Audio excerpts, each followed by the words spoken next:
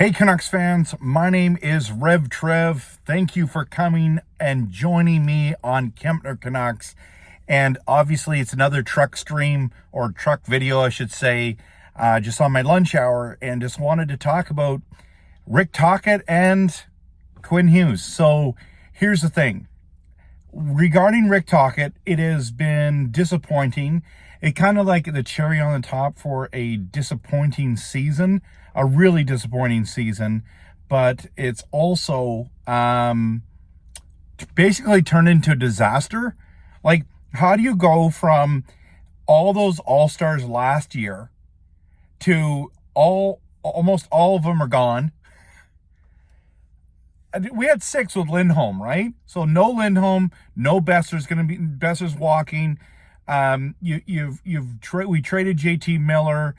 We got Quinn Hughes and Elias Pettersson, and who am I missing? I'm missing somebody, right?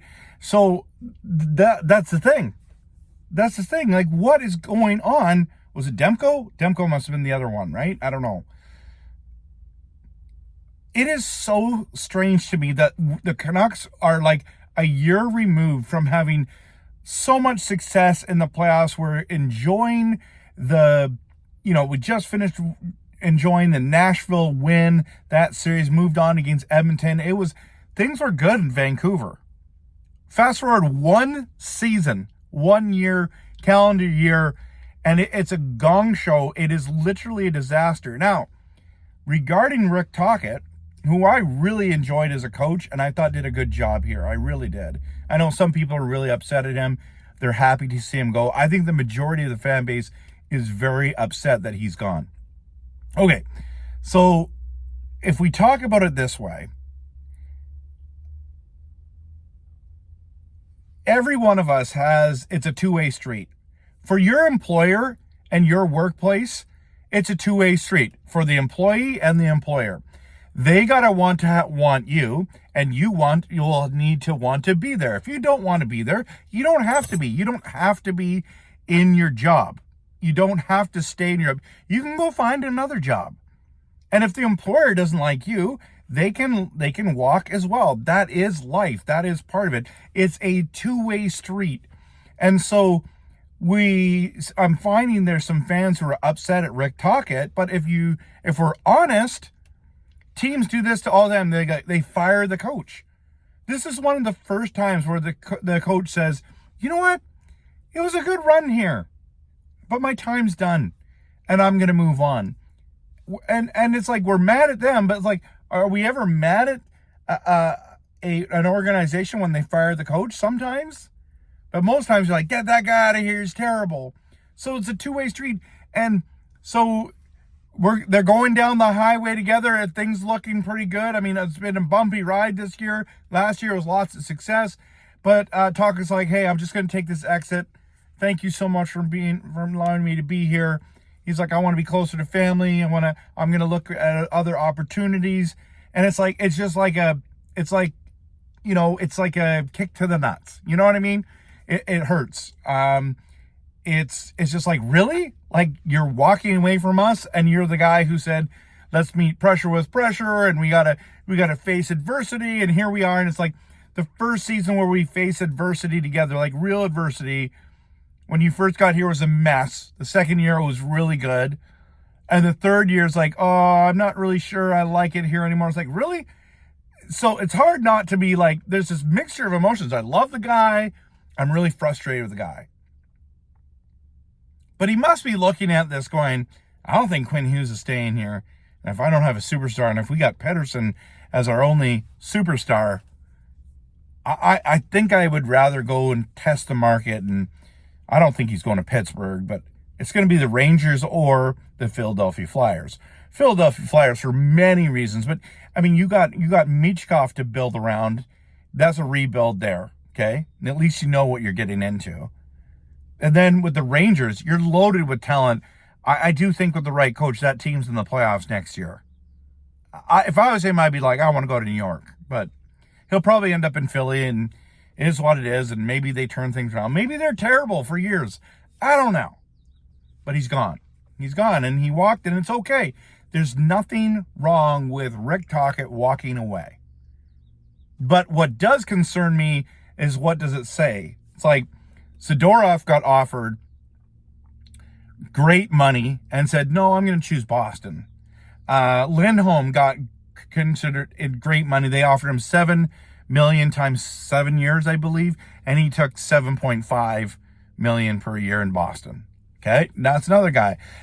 You offered Brock Besser $8 million times 5 years, and he's like, no, that's not good enough. So he's walking. Now we have Rick Tocchet, who's like, according to Rick Dollywall, we offered him top money, and he's like, I'm gonna walk. What does that say about Vancouver? Like, why don't people want to be here? It's a one of the 7 teams in the NHL that are Canadian. The fan base is passionate and amazing. So what is it saying here about this team? The problem is, it's trying to get free agents to come to a place like this, and it's like, it doesn't look good. Good people are walking away. But who wants to stay? And the biggest concern is Quinn Hughes, and there's no doubt about that. My optimism about keeping Quinn Hughes, I've been pro Quinn Hughes is going to stay. Don't worry, everyone. Everyone stay calm. Tocchet's going to be back. Even if we lose Brock Besser, we're going to fill him with whoever, and we're going to be competitive this next year. And now I'm like, I'm not sure. Because right now it's dark. But here's the thing. We got to keep Quinn. And if we don't, you just got to blow it up. You got to trade Pedersen for picks and prospects, and you got to just trade Quinn Hughes for picks and prospects, and you got to do a full rebuild. You just need to do that. Ownership does not want to do rebuilds. They want to retooling. But let's talk about Quinn Hughes. Phenomenal year, missed 14 games due to injury, and is named again for the Norris Trophy. Okay, that is phenomenal, absolutely phenomenal. He had played 68 games, 76 points. If he played the full season at his point per game, he would have been at 91, one behind Makar. Makar, by the way, this is the cool thing about Makar. Makar is in a different space. He's gotten back-to-back 90-point years, which is the first time since Paul Coffey and Al McInnes did it. That is insane. That is insane. Lidstrom was the last time an NHL defenseman did back-to-back, okay? That is nuts to think about. It's absolutely nuts. So Makar's having a phenomenal year. Werenski has every opportunity to win as well. But here's the thing about the Norris. It's not all about points. How do you measure defensive play?